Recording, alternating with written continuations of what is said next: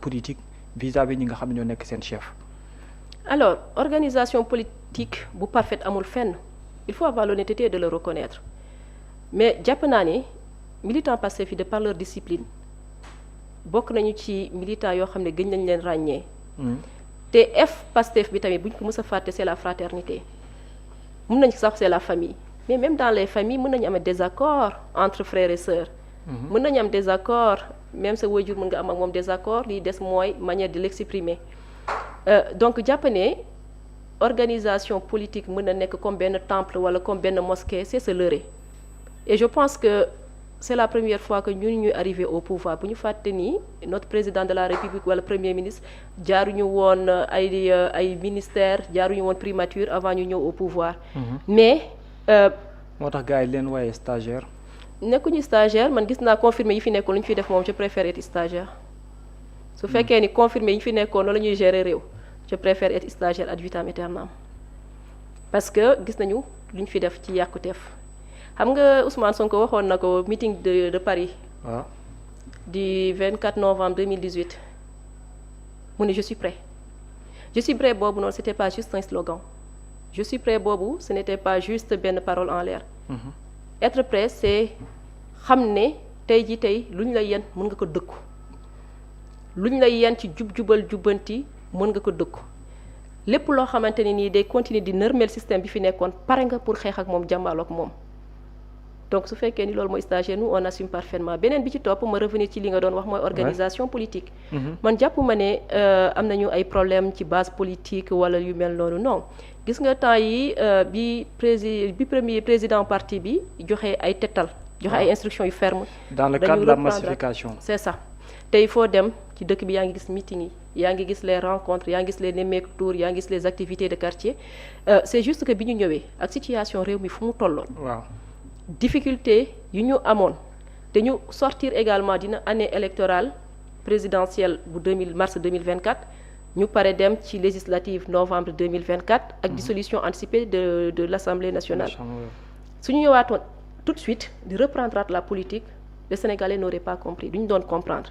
parce que dañuy naan mënuñu nekk ci année politique pare année politique continue di wéyal politique il faut ñu bàyyi sénégalais yi ñu dal ñu nekk nag di xeex ci activités yi nga xamante ne nii moom mooy permettre de redresser le pays ñu def ci jéego yu am solo ci plan de redressement économique ginnaaw bi ñu defee les audits ci dette cachée bi entre autres ñu lancé le référentiel Sénégal 2050 agenda national de transformation ministère yi yëpp def seen lettre de politique sectorielle direction yi commencé lancer seen plan stratégique de développement donc effectivement il y a eu un moment où il fallait que ñu jël suñu doole suñu énergie concentré ko ci doxalin réew mi tey nag am nañu ay base yu solide de travail yoo xam ne mën nañu permettre ñu reveniraat ci activité politique yi continuer di ko concilier ak suñu activité professionnelle. est-ce que amul benn conséquence bu mu jur dans la mesure où ñenn ñi féetee ci base politique bi dañoo xam mer loolu c'est une réalité qui se dessine un peu partout au niveau national dans Pastef croyant que ni ñi ne ci base bi ñenn ñi am poste de responsabilité faalewuñu leen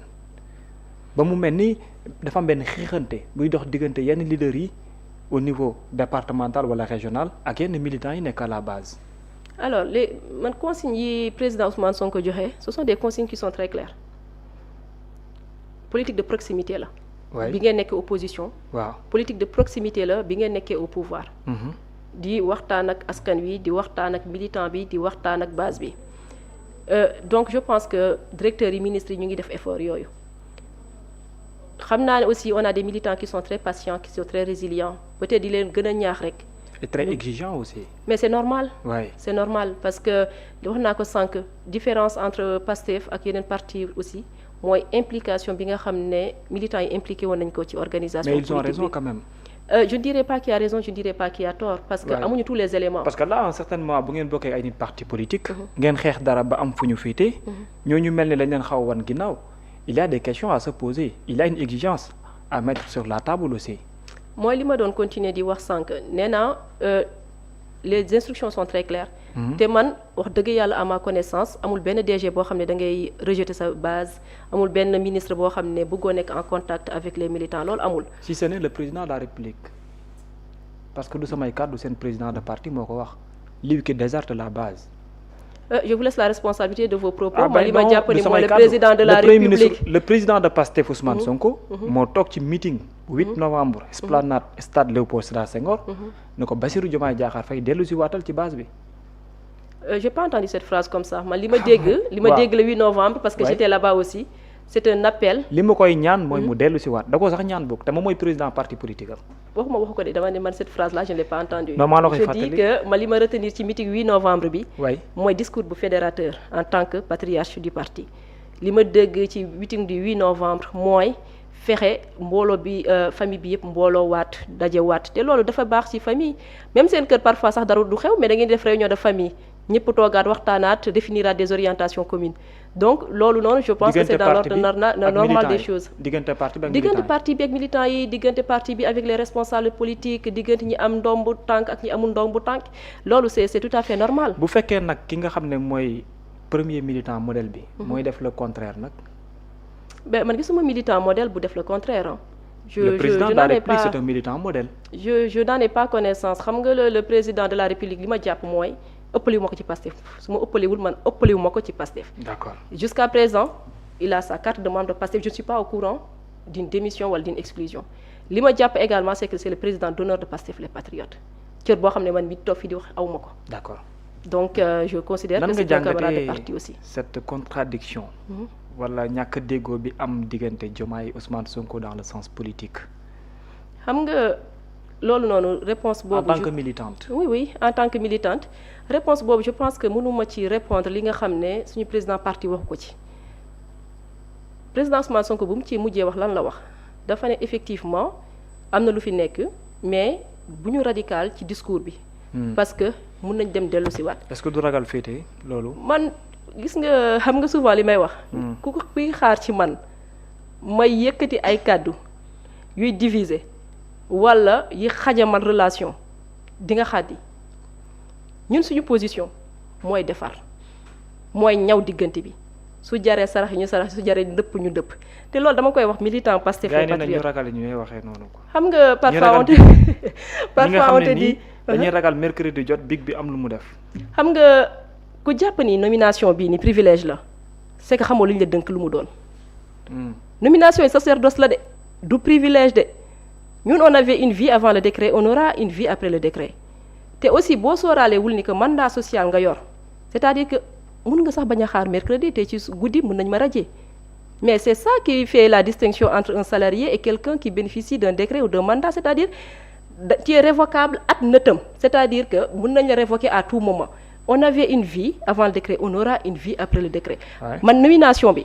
oui charge laa ko jàppee sacerdoce laa ko jàppee defuma ci lenn loo xamante ni nii jàpp naa ni privilège la honneur la nag par contre honneur la parce que dañ la tànn ci 18 millions de Sénégalais ñu ne la wóolu nañ la.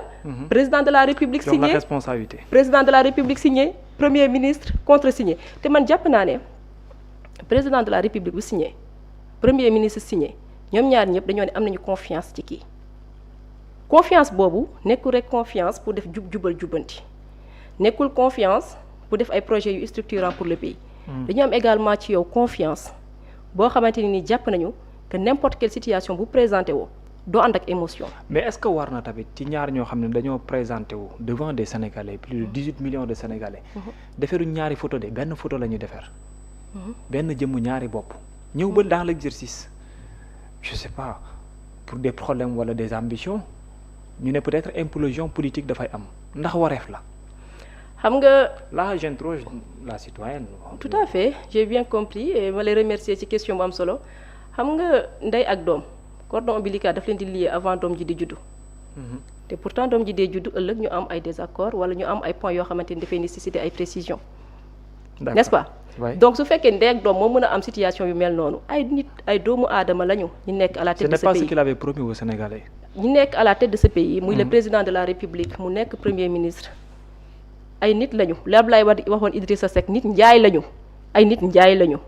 ay nit njaay lañu yoo xamante ne peut-être dina soxla yenn saa ñu toog ñu revenir sur certains points ñu waxtaanee ko et man nee naa Pastef les Patriotes militants yi laay wax tey ñi fiy ñëw di bëgg a yàq diggante président Ousmane Sonko ak diggante président Bassirou Diomaye Diakhar Faye buñ ko sous-estimer ñun ñoo war a def front ñun militants yi ñoo war a def front ba ñëpp ñi nga xamante ne yaa ngi tooñ de madame Ndeye ñëpp ñi nga xamante ne di nga ma xaar ma pare de. waaw mais yaa ngi tooñ parce que boo ne ñii ñëw pour yàq alors que Diomaye moo jël décision am Ousmane Sonko jël décision am est-ce que nekkuloo di tooñ ñun militant parce que bëgg lim Aminata Touré ak Abdourahmane Diouf mi ñeen ci seen ay nit di lim ci coow li man li ma intéressé mooy famille politique bi ma bokk ñoom laay waxanteel militant Pastef yi fu ñu jaar dafa metti fi ñu xuus dafa metti victoire bii nii suñu victoire la ñun waa Pastef et je l'assume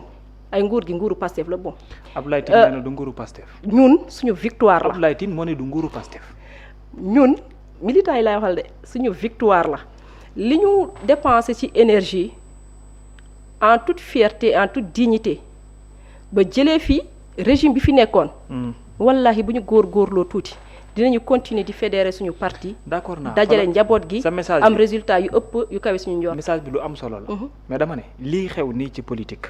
diggante Diomaye ak Sonko. lii xew nii ci politique. ak ñi ngeen ciy tuumaal ak kii nan nga ko gisee. li ma ci gis dafa leer nañ nee naa la ànd boo gis benn instant dina soxla. ñu toog waxtaanaat.